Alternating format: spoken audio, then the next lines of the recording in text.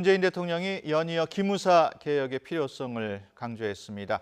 또 군이 스스로 명운을 걸고 국방개혁을 추진해야 한다고 말하는데요. 자세한 내용 최창렬 용인대 교수, 김영준 명지대 교수와 함께 얘기 나눠보겠습니다. 어서 오십시오. 네, 안녕하세요. 네. 문 대통령 청와대에서 열린 전군 주요 지휘관 회의에 참석했는데요. 이 자리에서 기무사의 세월호 유족 사찰과 계엄령 검토와 관련해 강도 높은 비판을 했습니다. 지금 그래픽으로 나가고 있습니다. 최 교수님 어떻게 보셨습니까? 최근에 그 국회에서 송영무 장관과 그 민명삼 대령의 그 진실 공방이 있었어요. 예.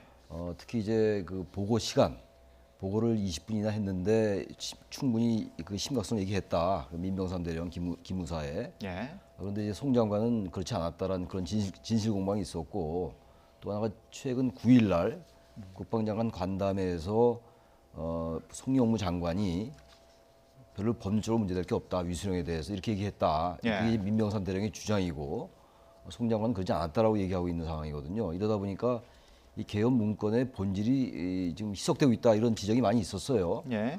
거기에 대해서 문재인 대통령이 최근에 어제 전군 주요 지휘관 회의 전에도 이건 개헌 문건의 그 본질은 진실을 밝히는 거다라는 말씀을 했습니다. 예. 그거의 연장이라고 봐요. 그래서 어제는 더 강도 높게 구시대적이고 불법적인 일탈행위다라고 얘기를 한 거죠. 뭐 대통령이. 저는 이 부분은 문재인 대통령이 확실하게 기무사를 개혁해야 되겠다는 인식하고, 그 개헌 문건에 대해서 이건 어쨌든 쿠데타에 가까운 행위다라는 인식을 깔고 있다고 좀 봅니다. 예. 여기에 대한 여러 가지 논란이 있다 하더라도요, 그런 인식을 대통령이 분명히 얘기했다라고 생각하는 것이고, 이게 뭐 수사의 가이드라인이라는 지적이 있는데, 이건 전 개인적으로 과연 이것이 가능했겠느냐, 그야말로 단순하게 법률 검토라고만 볼 수 있겠느냐라는 생각을 가지고 있어요. 저도 예. 개인적으로는 아마 그런 인식의 바탕 위에서 그런 말씀을 한 게 아닌가라고 생각합니다. 일단. 예.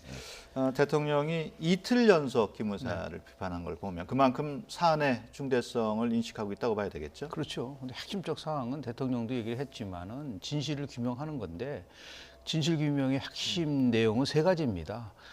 누가 이것을 만들었느냐라는 부분들을 하고 왜 만들었느냐 아니겠습니까? 예. 그리고 더 나아가서 이 만들어진 것이 어느 선까지 보고가 됐느냐라는 거하고, 마지막으로는 이 만들어 놓고 실질적으로 이것을 실행하기 위해서 어떠한 계획을 세웠는지에 대해서 물어보는 이 세 가지 사항인 거죠. 예. 근데 실질적으로 대통령이 이러한 개헌 문건이란 거는 이제 구시대적이고 불법적 일탈 행위다라고 하는 내용 속에는 두 가지가 포함이 되어 있는 거죠.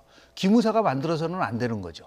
실질적으로 계엄령을 선포할 수 있는 사람은 대통령이고, 예. 건의할 수 있는 사람은 국방부 장관이고, 그리고 이 실행과 관련돼서는 합참이 하게 돼 있는데, 이것을 전혀 관련 없는 기무사가 이 문건을 만들었다는 자체가 이거는 있을 수 없는 일이라고 보는 거고요. 예. 더 나아가서 지금 뭐 조현천 전 기무사령관은 자기가 다 했다라고 하면서 꼬리 자르기 식으로 이제 가려고 하는 것 같은데, 통상적으로 보면 이것은 단순한 기무사령관 차원에서 이루어진 것이라고 보기는 어렵다. 예. 당시에 뭐 박근혜 전 대통령이야 뭐 이제 탄핵 상태에 를 기다리고 있는 상태였었고요.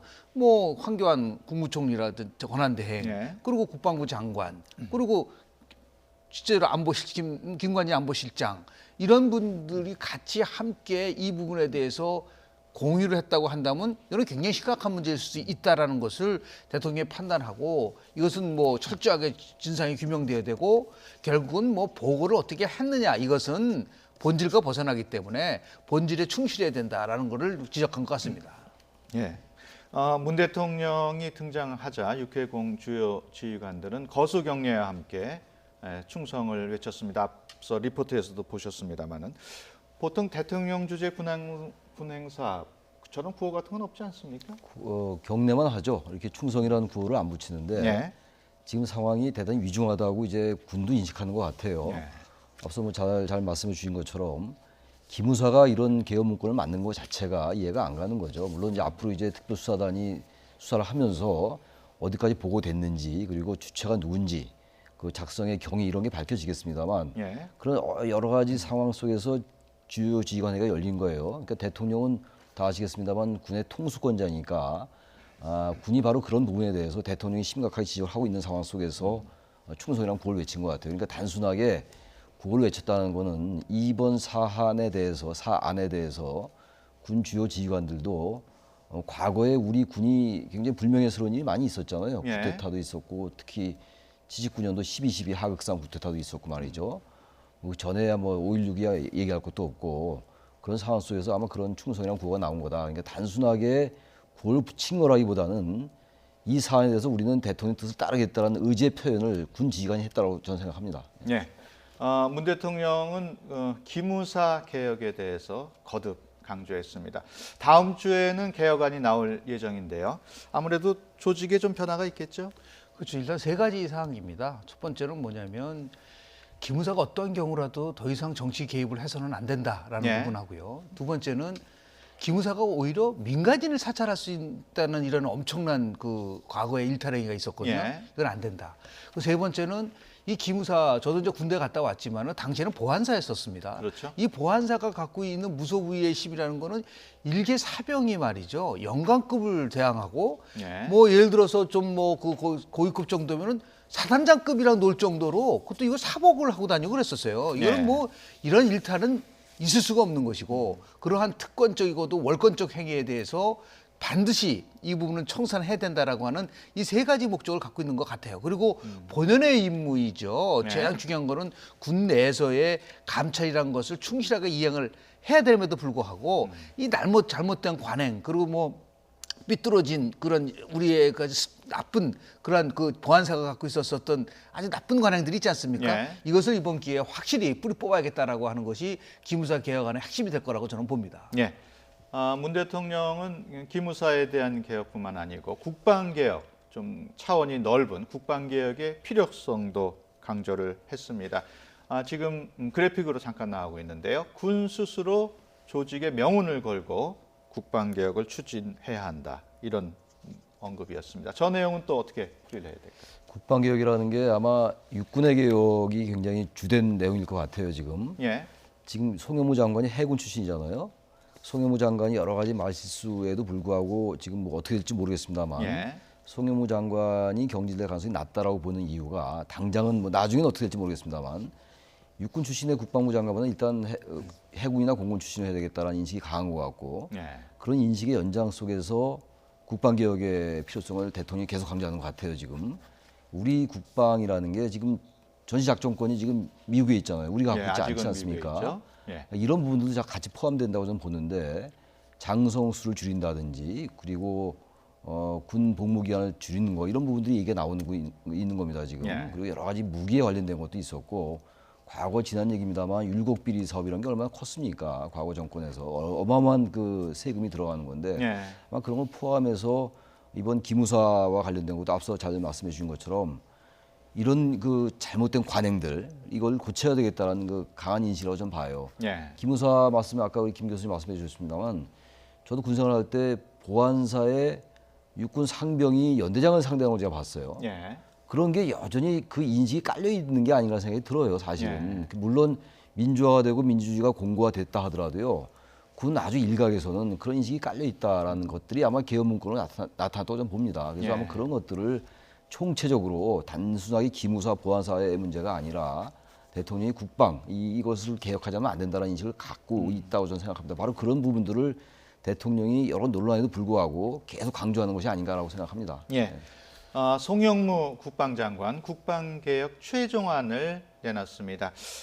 어떤 내용인지 우리 김 교수께서 잠깐 설명을 해주실 수 있을까요? 일단 뭐 여러 가지가 있는데 가장 큰 거는 저는 국방개혁 2.0 얘기를 하면서 지금 개혁의 목표가 뭐냐. 예. 이걸 자꾸만 이 장군을 감축시키고요. 예. 지금 현재 있는 436명을 2022년까지 70명을 줄인다. 예. 그래서 이걸 좀 정형화시킨다라고 하는 내용이라 있다든지요. 네. 아니면 군 복무 기간을 단축시킨다. 지금 2 내지 3개월 정도를 이제 단축하는 건데요. 이거는 대통령 공약 사업입니다. 예. 육군 21개월을 이제 18개월을 줄이고요.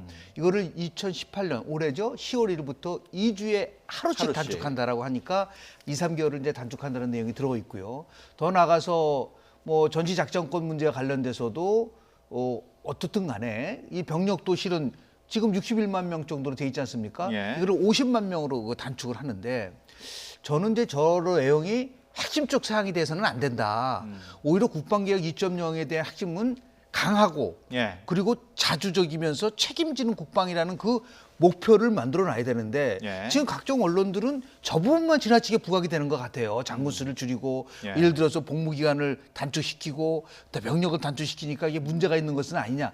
그런 쪽으로 초점이 맞춰지면은 예. 국방개혁 2.0이라는 것이 제가 볼 때는 목표하는 것을 달성하기가 좀 어렵다고 봅니다. 당장 북한의 핵 위협이 지금 굉장히 완화됐다고 하지만 이 무기 체제와 관련돼서 킬체인이라든지 한국형 방어 미사일 방어 체제라든지 대량 뭐 보복 조치라든지 이런 부분들이 과거에도 있었었는데 이것이 만약에 변화가 되면 어떻게 이것을 대응할 수 있는 새로운 방식이 뭐냐 이런 것들이 빠져야 되는 거거든요. 그러니까 예. 대량 응징 보복이 지금 빠져 있기 때문에 문제가 있을 수 있다라는 지적이 나오면 그것에 상응하는 만큼의 새로운 체계를 선보일 수 있는 것을 그런 거 없이 예. 그냥 뭐 과거에는 굉장히 국방 개혁의 핵심적 목표를 어떻든 간에 뭐 대량적으로 응징한다는 것을 빼서 이렇게 신속하게 한다는 거로 이제 바뀐 부분들이 있는데요. 예. 이것을 좀 국민들이 불안하지 않도록 저렇게 일부분만 강조하는 것이 아니라 균형을 가지면서 예. 국방 개혁 전반에 대한 그 안이 뭐냐를 좀 같이 함께 병행해서 좀 이 소개를 했으면 좋지 않겠는가 생각을 좀 합니다. 예. 송영무 국방장관, 문재인 대통령이 문책 가능성을 내비치기도 했었습니다만 어제 얘기하는 걸 들어보면은 장관 자리에 연연하지 않겠다. 군 개혁 성공에 소임을 다하겠다. 이렇게 강조를 했습니다. 일단은 초연한 자세로 봐야 되겠죠? 여러 지금 얘기가 있죠. 예. 송영무 장관에 대해서는 한두 번이 아니고 여러 이제 구설수에 올랐잖아요. 말 실수 이런 것들. 예. 그리고 최근에 어쨌든 그 3월에 보고를 받았는데 7월 달에 얘기를 하고 이런 상황 속에서 국방부 장관의 그 인식, 예. 이 개헌 문건을 보는 그 판단, 인식 이런 것들에 대해서는 계속 얘기가 있어 왔고요. 대통령도 그래서 이제 송영무 장관을 포함해서 잘잘못을 가리겠다라고 얘기한 걸로 보면은 예. 송영무 장관이 이 비판에서 자유롭기 어려울 것 같은데 당장 제가 아까도 잠깐 말씀드린 것처럼 다른 개각을 할 때 송 장관이 포함되기 좀 어려울 것 같아요. 시간이 네. 좀 지난 다음에 국방개혁 말씀을 했습니다만 국방개혁이라든지 기무사개혁 이런 것들이 어느 정도 가닥을 잡은 다음에 아마 그 송영무 장관에 대한 경질이 있어도 있지 않을까라는 생각이 들어요 지금. 예. 왜냐하면 지금 다시 그 송영무 장관을 경질하고 국방장관을 누구를 이제 그 대체한다면 역시 비육군이 돼야 될 텐데 지금의 여러 가지 분위기로 볼 때 물론 예. 육군이 열심히 하고 있다 하더라도 지금 현재는 일부 군인들을 얘기하는 거 아니겠어요? 예. 그렇다면 송영무 장관의 경질 이후에 대체할 수 있는 인물이 그렇게 녹록지 않을 것 같습니다. 아마 그런 측면에서 볼 때 당장은 아니더라도 최근에 여러 가지 얘기된 걸로 봐서 아무튼 조금 시간이 지난 다음에는 송영무 장관이 전 경질 대상에 포함될 수 있다. 그러나 당장 그것이 이루어질 것 같지는 않다는 생각을 합니다. 예. 송영무 장관 국회 정보위원회인가요? 공개 설전을 벌였던 기무사 핵심 관계자들이 어제 다시 국회로 불려 나왔습니다. 계엄 문건에 대해서 기무사령관과 문건 작성자들의 얘기가 좀 달랐는데요. 그 내용 좀 얘기를 할 수 있을까요? 실제로 보면은 8쪽짜리 요약본하고 67쪽짜리 세부 내용이 있어요. 예. 근데 8쪽짜리는 이제 대체적으로 이제 어떻게 계엄이라든지 위수령에 대한 부분들을 그냥 뭐 개괄적으로 설명한 거라고 한다면 예. 이 청와대하고 발표하고 지금 이제 국방위원회에다가 제출한 67쪽짜리 세부 자료에는 아주 상세하게 나와 있습니다. 예. 다른 예를 들어서 어떻게 하면은 이제 국회를 무력화시킬 것이냐에 대한 부분이라든지요. 더 나아가서 언론을 어떻게 그 장악을 해서 대응할 것이냐는 문제. 예. 그리고 군 부대를 어떻게 이동을 할 것이냐에 대한 문제들이 아주 상세하게 돼 있습니다. 예. 이것을 지금 개헌 문건을 또 처음에는 이것을 그냥 평문이냐 아니면 이게 비밀 문서냐 가지고서도 논란이 많았었는데 예. 67쪽짜리 그 세부 집집문 이거는 2급 비밀 사항으로 지금 지정을 했었던 부분들이 있습니다. 예. 근데 지금 국회가 첫 정보위에서 이 부분에 대해서 업무 보고를 받으면서 실행 의지가 있느냐 없느냐를 가지고서 논란이 있었는데요. 예. 저는 굉장히 큰 틀 속에서 보면은 우스운 일이에요. 실행하지 않을 걸 가지고 계획을 만드나요? 그리고 더 나아가서 탄핵이 기각됐을 때를 전제로 해서 만드는 거기 때문에 예. 탄핵이 기각되면 바로 실행되는 것이죠. 그것을 어떻게 뭐 실행 의지가 있었느냐 없었느냐를 가지고 논란을 벌인다는 것은 굉장히 저는 별로 예. 이 부분을 좀 희석화시키는 부분들이 있기 때문에 전혀 권한이 없는 기무사가 만들었고 그 기무사가 그것을 만드는 과정 속에서 아주 구체적으로 어떻게 할 것이냐는 실행 계획까지 만들었다는 것이 더 중점이 돼야 되고 이것은 실행하려고 하는 의도가 있다라고 우리가 판단할 수 있는 중요한 근거가 아닌가라는 생각을 저는 개인적으로 합니다. 예. 이번에는 민주당 얘기를 좀 해보겠습니다. 차기 당대표 선거 최종 후보에 이해찬, 김진표, 송영길 이렇게 3명이 올라갔습니다. 후보는 당초는 8명이었는데요. 그만큼 경쟁이 치열했죠? 8명인데 대체로 이제 그 시각이 친문과 비문 뭐 이렇게 이제 봤던 것 같아요. 예. 이 3명 중에서는 지금 뭐 화면에 나오고 있습니다만 예. 이해찬 의원하고 김진표 의원이 뭐 대체로 이제 친문으로 분류되는 분이고 친노 예. 좌장이다 이해찬 의원은 이렇게 얘기되고 김진표 의원은 뭐 노무현 정부 때 경제부총리를 했기 때문에 경제통이고 정책통이다 이런 평가가 있는 겁니다. 그래서 송영길 의원은 86세대 이른바 맏형이다 이래가지고 뭐 세대 교체의 분위기라든지 어쨌든 당을 통합하겠다 이런 이제 그 이미지를 가지고 나온 겁니다 지금. 예. 지금 송영길 의원은 나이가 50대 중반쯤 되고 이해찬 의원은 60대 중반에서 조금 뭐 66세, 7세 정도 된단 말이죠. 네. 김진표 의원은 조금 더 이제 나이가 많고 이런 상황인데 이 구도는 어쨌든 친문 대 비문의 구도라기보다는 송영길 의원도 이른바 신문이라고 해가지고 지난 대선 때 문재인 후보의 당선에 굉장히 기여를 많이 했습니다. 그래서 예. 이제 친문과 비문의 구도라기보다는 과연 이제 이해찬, 김진표 대 송영길의 이 구도가 아닌가. 그 지금 현재 그 권리당원이라든지 이런 부분들이 친문이 대체로 많아요. 굳이 따진다면은 예. 뭐 친문이라는 용어가 어떨지 모르겠습니다만 그러면서 볼 때 민주당에 투표할 수 있는 그 권리당원 대의원들이 다음 총선 때 자신들에게 어떻게 유리한가를 따질 수 있을 것 같아요. 그래서 물론 김진표나 이제 이해찬 의원이 친문의 어떤 그런 유리한 환경을 가지고 있다 하더라도 과연 유권자라는 게 지금 당의 여러 가지 대의원들이나 권리당원들 아니겠어요? 예. 그분들이 다음 총선 때 어떠한 선택을 할 것인가, 누가 유리할 것인가를 판단할 것 같다. 그래서 그런 부분들이 최종 전당대회에서 변수가 되지 않을까라고 봅니다. 예. 그럼 여기서 새 후보가 밝힌 포부 내용을 잠시 들어보고 다시 이야기 이어가겠습니다. 저는 국무총리를 하면서 당정정 회의를 여러 번 많이 했습니다. 그 경험을 잘 살려가지고 당정청을 잘 이끌어가도록 그렇게 하겠습니다. 결국 문제는 경제입니다. 국민의 삶을 책임져야 하는 정부 여당이 해야 될 일, 첫째 더 경제, 둘째 더 경제, 셋째 더 경제, 국민이 먹고 사는 문제를 해결해야 합니다. 저는 통합의 아이콘을 자처하고 있습니다. 우리 당이 친문 비문을 넘어서 하나로 모여야 됩니다. 그리고 지역을 넘어서 영원함이 모이고 세대를 넘어야 됩니다. 네, 지금 새 후보 얘기 간단하게 들어봤습니다만 새 후보 모두 스펙은 화려하죠? 뭐 화려하죠. 뭐 이해찬 의원은 칠선 의원이고 노무현 정부 시절에 국무총리까지 역임을 했단 말이죠. 그 친문 친노의 자장이라고 하는데요. 예. 저는 세 후보들 다 자격이 있고 또 나름 국민들로부터 평가를 받는 부분들인데 그 3명만 가지고 평가하는 그런 본인들이 얘기한 걸 보면은 이해찬 의원 같은 경우는 적폐청산을 못하면 퇴보다라는 게 아까 조금 전에 나왔는데요. 예. 이것은 좋은 접근 방법은 아닙니다. 왜냐하면 적폐청산을 지금 1년 내내 지금 1년 6개월 동안 하는데 다시 또 적폐청산을 부르짖고 나온다는 것 자체가 과연 이게 어느 정도 국민들에게 어필할 것이냐에 대한 부분이고요. 예. 집권당 대표를 뽑는 거는 집권당의 문제가만이 아니에요. 대한민국과 국민 전체를 바라보는 거고. 송영길 지금 의원 같은 경우는 문재인 대통령을 지키는 이지삼이 되겠다라고 아까 코피에 예. 나왔는데 물론 세대 교체 얘기도 하고 예. 신문 얘기고 통합을 얘기하고 있지만 대통령을 지키는 게 집권 여당의 역할이 아닙니다. 대한민국을 지키는 게 집권 여당의 역할이고 예.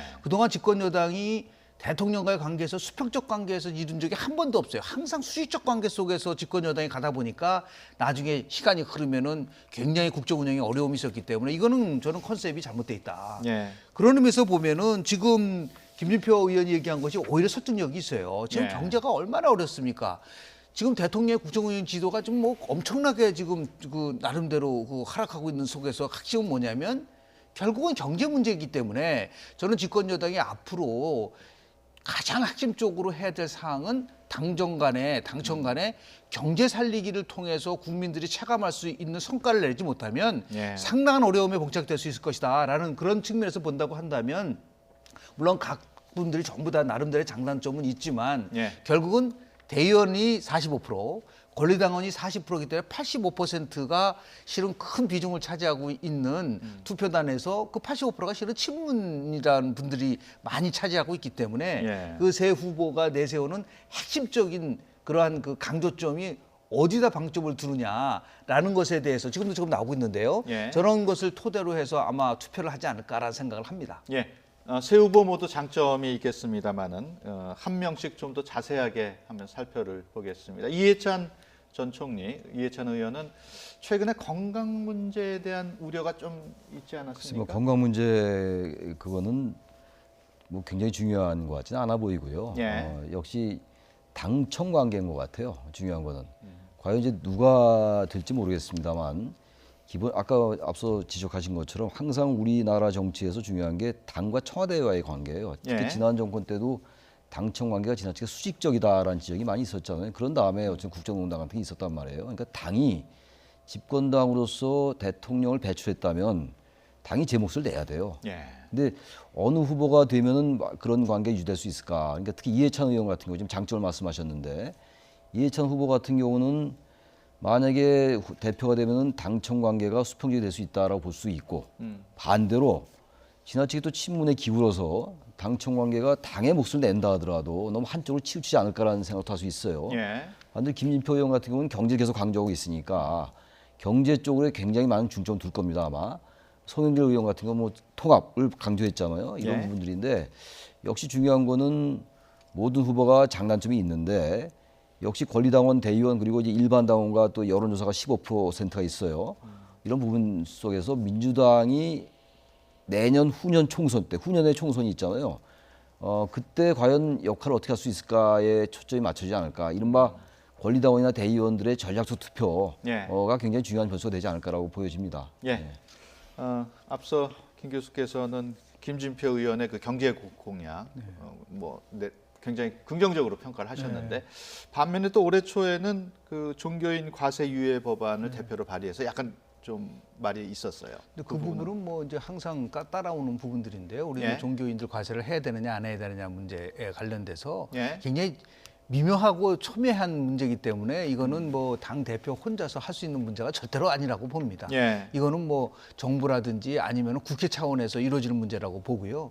저는 유능한 경제정당이라고 하는 이 부분 속에서 이제 관심을 갖고 있는 이유는 어저께 한국 갤럽이 여론조사 결과를 발표를 했습니다. 예. 7월 24일부터 26일까지 1,003명을 상대로 해서 조사를 했기 때문에 95% 신뢰 수준의 플러스 마이너스 3.1이라는 걸 먼저 말씀을 좀 드리고요. 예. 6월 첫째 주에 문재인 대통령의 지지도가 79%였습니다. 근데 지난 어저께죠. 62%. 예. 그러니까 무려 17%포인트가 떨어졌단 말이에요. 근데 그걸 아주 굉장히 심층적으로 보면은 세 개 계층에서 지지가 굉장히 낮습니다. 예. 제일 낮은 게 오히려 저소득층이에요. 54%밖에 안 됩니다. 그리고 그 다음에 나쁜 계층은 주부 계층입니다. 55%. 예. 그 자영업자 55%. 이 세 개 계층들이 갖고 있는 공통점은 뭐냐면 경제에 가장 민감하게 작동을 하고 있다는 거죠. 예. 그러니까 다시 얘기해서 지금 근로시간 단축이라든지 아니면 최저임금 문제라든지 이 등등등을 통해서 물론 소득을 높여서 그 소비를 진작시켜서 경제를 가져간다라고 하는 소득 주도 성장론에 대한 부분들이 분명히 있지만 예. 결과론적으로 보면은 오히려 이게 지금 반대 현상이 나타나고 있는 부분들 이것을 빨리 조기에 해소하지 못하면은 저는 내년도서부터는 굉장히 어려움에 봉착될 가능성이 높다고 보고요. 예. 더 나아가서 지금 대한민국을 둘러싸고 있는 외부 환경은 굉장히 열악합니다. 지금 미국하고 중국과의 무역 전쟁 포함해서 유가는 지금 상승하고 있고 여러 가지 이런 부분들을 극복하기 위해서는 이건 정치의 영역을 넘어서서 경제 쪽에서 이거는 여야가 따로 없는 겁니다. 예. 앞으로 후반기 국회는 규제 개혁을 포함해서 혁신 성장을 만들어서 국민들이 체감할 수 있는 경제 효과를 올려놓지 못하면 예. 이거는 국민들의 삶을 전적으로 어렵게 하는 부분이기 때문에 저는 이런 부분 속에서 여야가 함께 대한민국의 민생 경제를 살리는데 초점을 좀 맞춰줘야 되지 않나 생각을 합니다. 예. 시간이 부족한 관계로 한 문제만 더 짚고 넘어가겠습니다. 과연 차기 민주당 대표에게 반드시 필요한 자질 어떤 게 있을까요? 글쎄 뭐 어쨌든 제가 아까 수평적 당청 관계도 얘기를 했고 예. 역시 중요한 거는 국회에서 야당과의 협치인 것 같아요. 지금 민주당이 지금 만약에 국회에서 어떠한 그 민생 문제라든지 경제 문제 이런 것들을 법적으로 입법하지 못하면 아무런 소용이 없는 거거든요. 예. 대통령의 영이라든지 부처의 장관령은 한계가 있어요. 그러니까 국회가 지금 작년에 문재인 정부가 출범한 다음에 국회가 한 일이 거의 없어요. 국회가 항상 열리면 항상 그 개정 휴업이었고 예. 그 부분을 강하게 인식하지 않으면 집권당이 대단히 어려워질 수 있다. 그래서 누가 대표가 되더라도 야당을 어떻게 포용하느냐. 야당이 물론 여러 가지 지난 자유한국당이 지난 뭐 선거에서 패배했잖아요.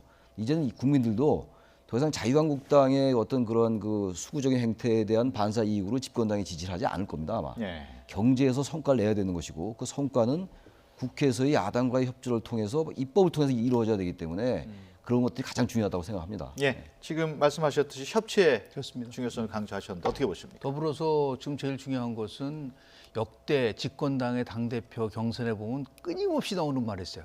할 말은 하는 당대표라는 얘기를 했는데 그냥 할 말을 하는 것이 아니라 국민들이 절실히 요구하는 시대 정신에 맞는 것을 당대표가 청와대에게 오히려 강력하게 요구하고 네. 그것을 실질적으로 이런 국회 과정을 통해서 최 교수님 말씀하신 것처럼 법제화하려고 한다면 저는 많은 것을 하려고 하지 말고요.